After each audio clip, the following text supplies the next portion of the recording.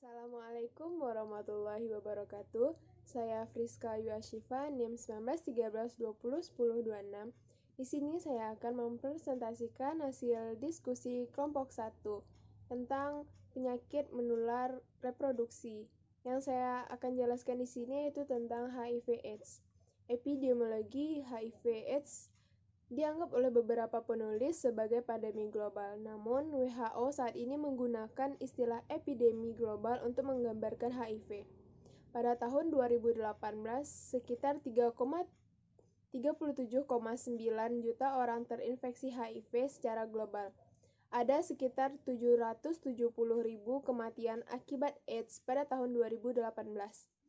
Studi Global Burden of Disease 2015 dalam sebuah laporan yang diterbitkan oleh The Lancet memperkirakan bahwa insiden global infeksi HIV memuncak pada 1997 hingga 2005 menjadi sekitar 2,6 juta per tahun, tetapi tetap stabil dari 2005 hingga 2015.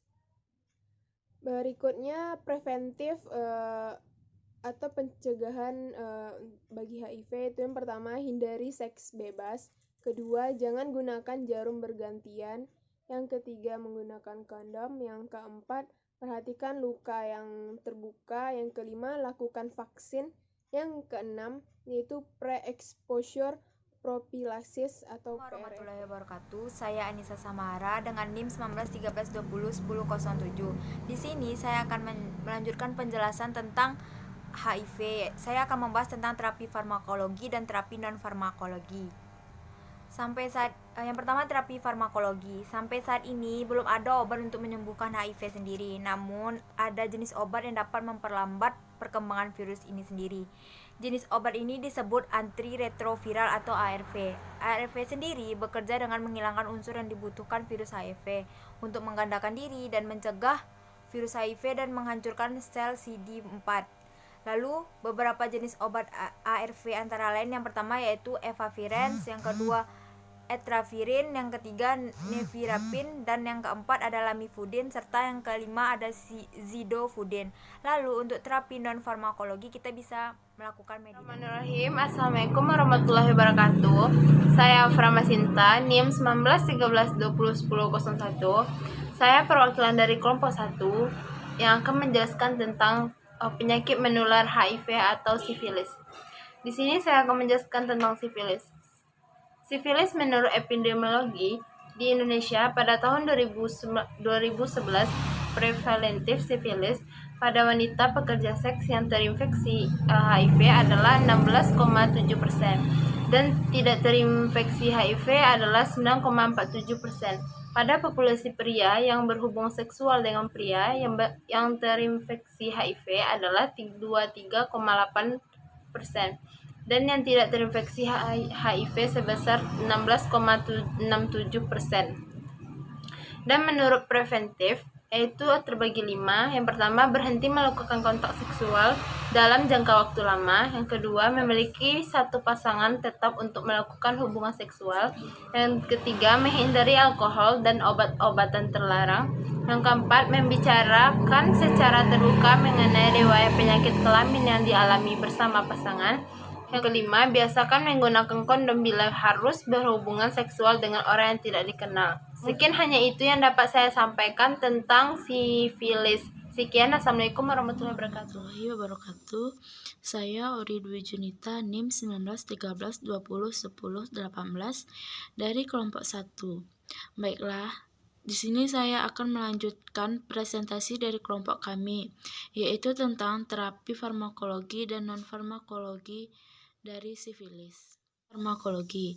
Secara umum, pengobatan sifilis dilakukan dengan suntikan antibiotik penisilin. Dosis penisilin berbeda-beda tiap penderita, tergantung dengan kondisinya. Untuk mengatasi sifilis yang masih tahap awal, penyuntikan sifilis cukup 1 kali atau dosis tunggal.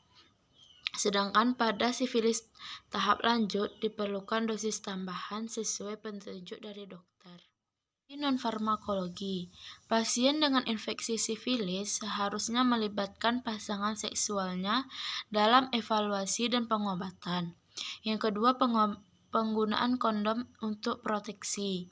Yang ketiga, pasien hendaknya diberikan edukasi mengenai resiko komplikasi dari infeksi sifilis.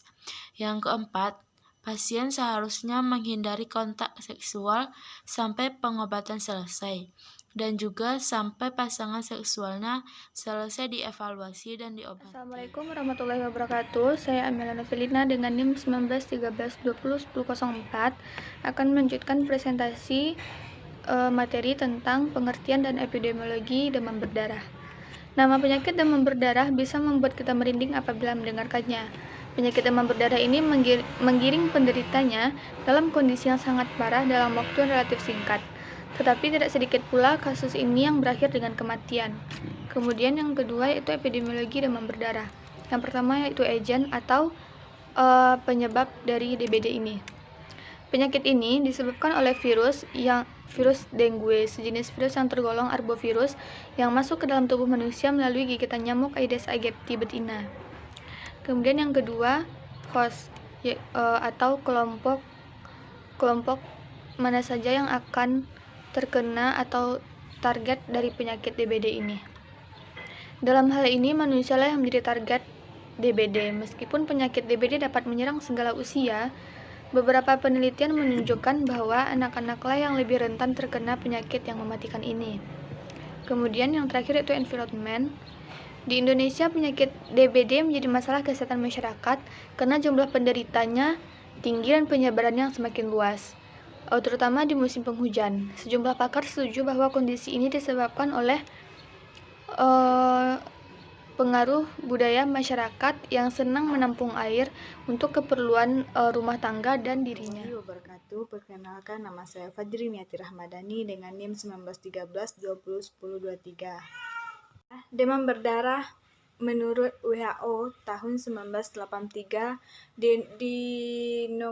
diagnosis dapat ditegakkan apabila yang pertama, suhu badan yang tiba-tiba meninggi, yang kedua, demam yang berlangsung beberapa hari, yang ketiga, kurva demam menyerupai pelana kuda saat suhu tubuh mencapai puncaknya yaitu besar dari 38 derajat Celcius. Lalu turun secara perlahan-lahan. 4. Nyeri tekan terutama di otot-otot dan persendian. Yang kelima, adanya bintik-bintik merah pada kulit. Yang keenam, sel darah merah yang kurang dari normal. Selanjutnya yaitu prefektif. Nyamuk Aedes aegypti tersebar luas baik di rumah-rumah maupun di tempat umum. Maka untuk memberantas penyakit DBD diperlukan beberapa peran serta masyarakat. Itu khususnya dalam memberantas nyamuk serta penularannya. Pengendalian nyamuk terbatas dapat dilakukan dengan menggunakan beberapa metode yang tepat yaitu seperti lingkungan, biologis, kimiawi, pendidikan. Assalamualaikum warahmatullahi wabarakatuh.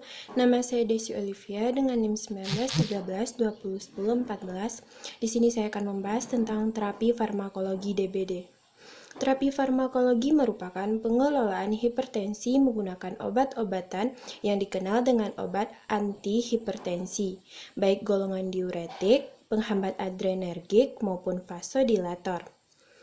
Terapi farmakologi belum ada obat yang spesifik untuk demam berdarah atau pengobatan DBD bersifat simptomatik dan suportif. Dalam kurung, mengatasi kehilangan cairan plasma sebagai akibat peningkatan permeabilitas kapiler dan sebagai akibat pendarahan. Assalamualaikum warahmatullahi wabarakatuh. Saya Lilian Suhartini dengan NIM 1913201029 akan menjelaskan tentang terapi non-farmakologi DBD. Baiklah, hal yang pertama yang harus dilakukan adalah minum air yang banyak, kemudian istirahat yang cukup dan mengkompreskan dengan air dingin lalu larikan ke rumah sakit. Terapi non-farmakologi di atas hanyalah penyebab dan penanganan pertama penyakit demam berdarah, hanyalah sebagai penanganan yang pertama saja. Untuk penyembuhan harus membawanya ke rumah sakit dan ke dokter. Baiklah, mungkin hanya itu saja yang dapat saya sampaikan. Lebih dan kurangnya saya mohon maaf. Saya akhiri. Wassalamualaikum warahmatullahi wabarakatuh.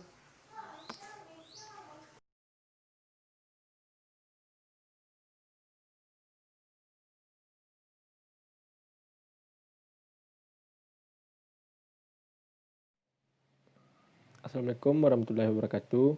Saya Jade Perliano, NIM 1613201039. Saya dari kelompok 1. Saya akan melanjutkan presentasi dari kelompok kami, yaitu mengenai epidemiologi penyakit menular TBC atau tuberkulosis.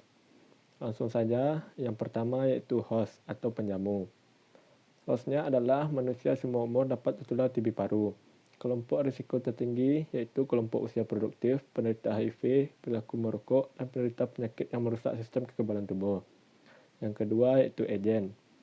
Agen Mycobacterium tuberculosis adalah bakteri yang berbentuk batang dengan ukuran panjang 1-4 dan tebal 0,3 sampai dengan 0,6 dan digolongkan dalam batil asam atau BTA. Yang ketiga yaitu environment. Adalah kondisi lingkungan rumah seperti ada tidaknya sinar ultraviolet, ventilasi yang buruk, kelembaban, suhu rumah, dan kepadatan penghuni rumah. Terima kasih. Baiklah, saya Curly Permata Monika dengan NIM 1913201011 akan menjelaskan tentang preventif atau upaya pencegahan terhadap penyakit TBC paru-paru. Yang pertama dengan melakukan pemberian vaksin BCG. Yang kedua melakukan diagnosis sejak dini. Yang ketiga, menjaga lingkungan tempat tinggal tetap bersih dan nyaman. Yang keempat, dengan meningkatkan sistem imun tubuh atau kekebalan tubuh. Baiklah, untuk yang selanjutnya akan dijelaskan oleh teman saya.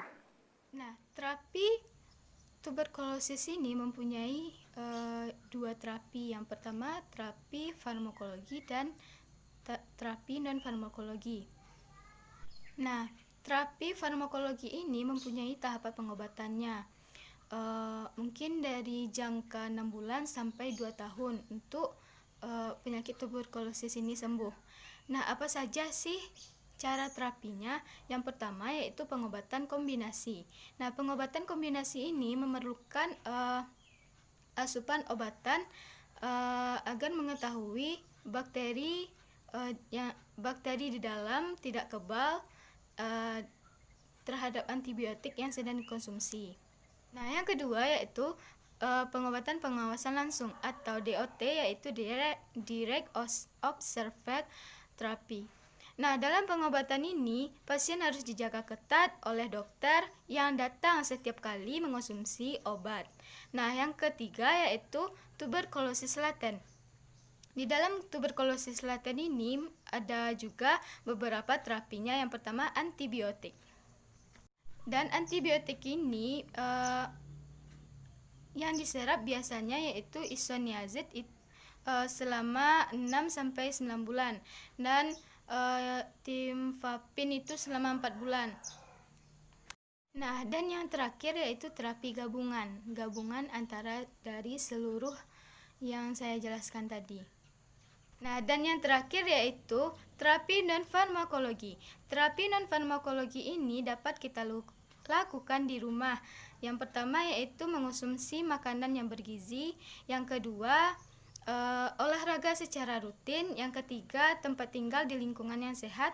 Terus yang terakhir yaitu hindari makanan yang bernutrium dan kafein. Nah, sekian dari kami. Terlebih dan terkurang kami mohon maaf. Assalamualaikum warahmatullahi wabarakatuh.